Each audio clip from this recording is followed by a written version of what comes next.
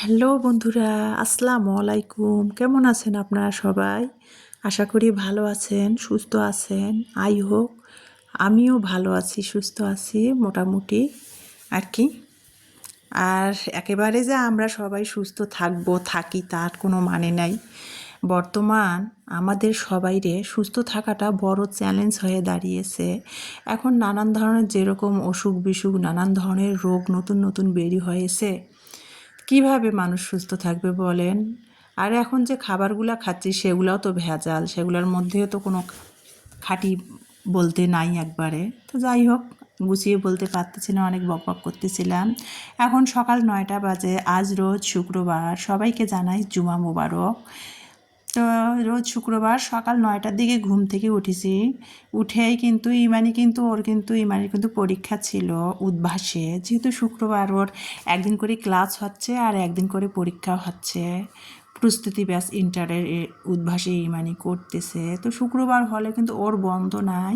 ও কিন্তু 7টার দিকে চলে গেছে উদ্ভাসী পরীক্ষা ক্লাস করার জন্য। তো ও চলে যাওয়ার পর কিন্তু আমি কিছুক্ষণ জানালার দিকে দাঁড়িয়ে থাকলাম, থেকে তারপরে কিন্তু আবার একটু শুয়েছিলাম। তারপরে উঠলাম 9টার দিকে। উঠে এই যে দেখতে পাচ্তেছেন কিছু নাস্তা বানাই নাই। গতকালকের একটু পায়েস ছিল, সেইটা 2 মেয়ে খেয়েছে মুড়ি দিয়ে, আর বলছে যে আম্মু তুমি রুটি বানার দরকার নাই। তো ব্রেড আনা ছিল, ব্রেড দিয়ে চা বানিয়ে নিলাম, চা খেয়ে নিলাম ব্রেড দিয়ে।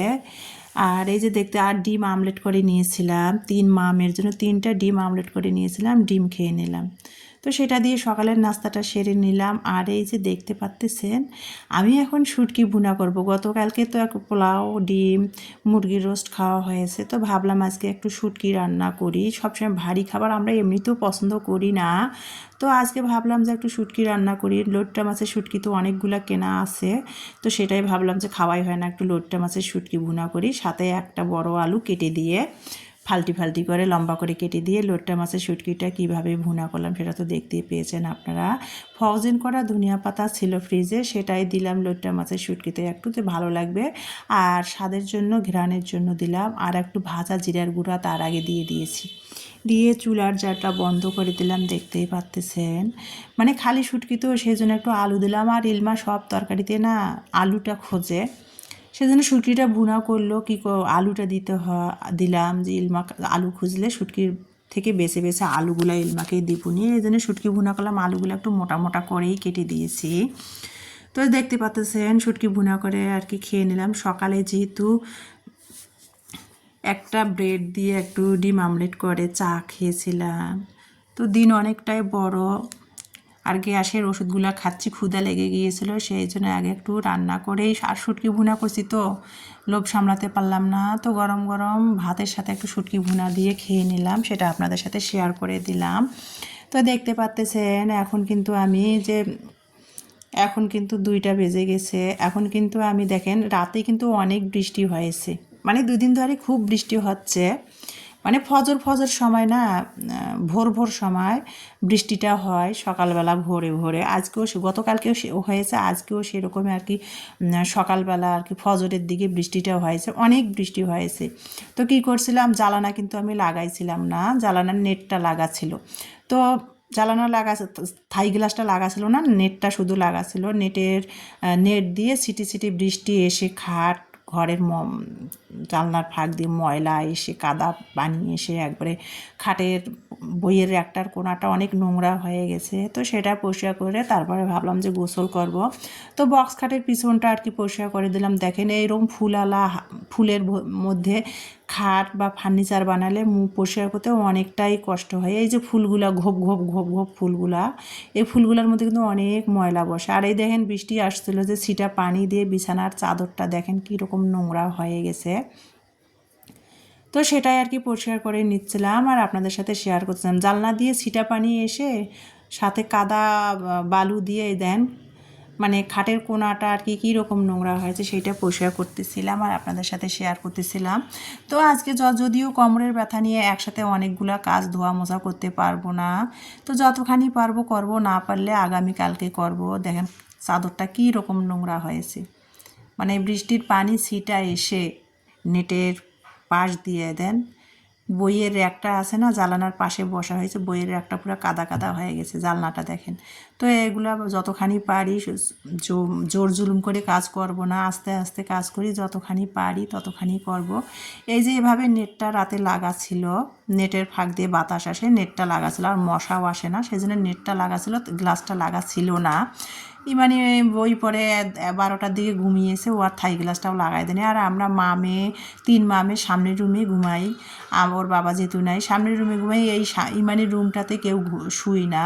তো সামনের রুমে 2 মেয়ে খাটে শুয়েছিল, আমি ফ্লোরে কাঁথা বিছাই, আমার তো সমস্যা, আমি শক্ত জায়গায় শুই, তো শুয়েছিলাম। আর এইদিকে থাই গ্লাসটা লাগা হয়েছিল না, তো একবারে ছিটা পানি জ্বালানা দিয়ে এসে একবারে যাতা অবস্থা হয়েছে। তো সেটাই আস্তে আস্তে ভাবলাম যে বসতে তো পারি না একবারে নিচা জায়গায়, তো যতখানি পারবো আস্তে আস্তে সেগুলো সব পরিষ্কার করে নিচ্ছি, আর আপনাদের সাথে সেটাই শেয়ার করতেছি। আর আপনারা আমার পরিবারের সাথে আছেন, আমার ভালো লাগা মন্দগুলো সব কিছুই তো আপনাদের সাথে আমি শেয়ার করি।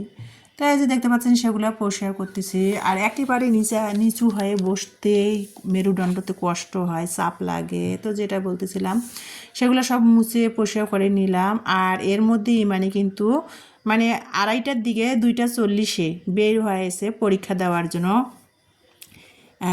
এই যে পরীক্ষা দিতে গিয়েছিল,